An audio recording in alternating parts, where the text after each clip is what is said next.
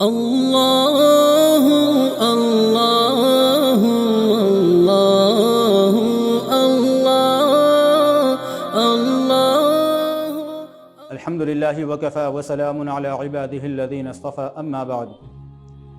محترم ناظرین و سامعین کرام، ایک نئی تحقیق کے ساتھ پھر سے آپ حضرات کی خدمت میں حاضر ہوئے ہیں۔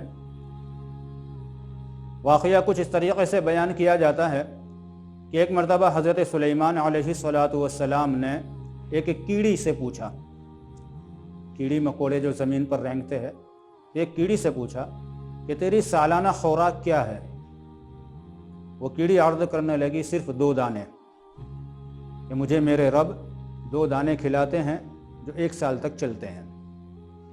تو حضرت سلیمان علیہ السلام نے ایک بل کے اندر ایک سوراخ میں 2 دانے رکھ دیے، کیڑی کو اندر کر دیا اور اوپر سے اس سوراخ کو بند کر دیا۔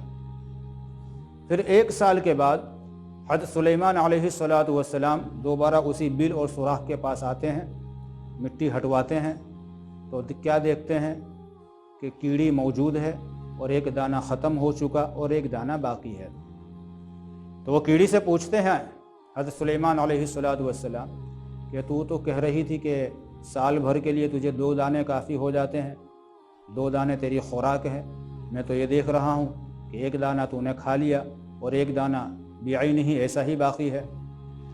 تو وہ کیڑی عرض کرنے لگی کہ حضرت، اصل وجہ یہ ہے کہ پہلے میرا توکل، یقین اور اعتماد اللہ تعالیٰ کی ذات پر تھا۔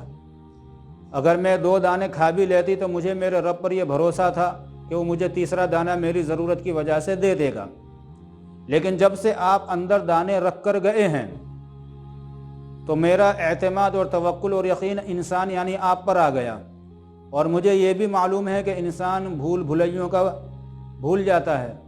تو مجھے یہ خطرہ منڈرانے لگا، میرے سامنے یہ خطرہ تھا کہ کہیں آپ بھول گئے یا خدا نخواستہ آپ دنیا سے تشریف لے گئے تو پھر میری نگرانی کرنے والا، مجھے پوچھنے والا کوئی نہیں تھا، کوئی نہ ہوتا۔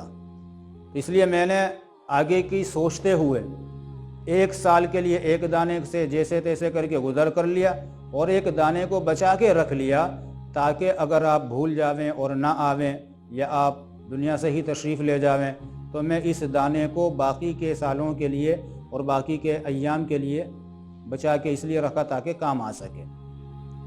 اس سے ملتا جلتا واقعہ بیان کیا جاتا ہے، اس کی تحقیق آپ حضرات کے سامنے پیش کی جاتی ہے، سماعت فرمائیں۔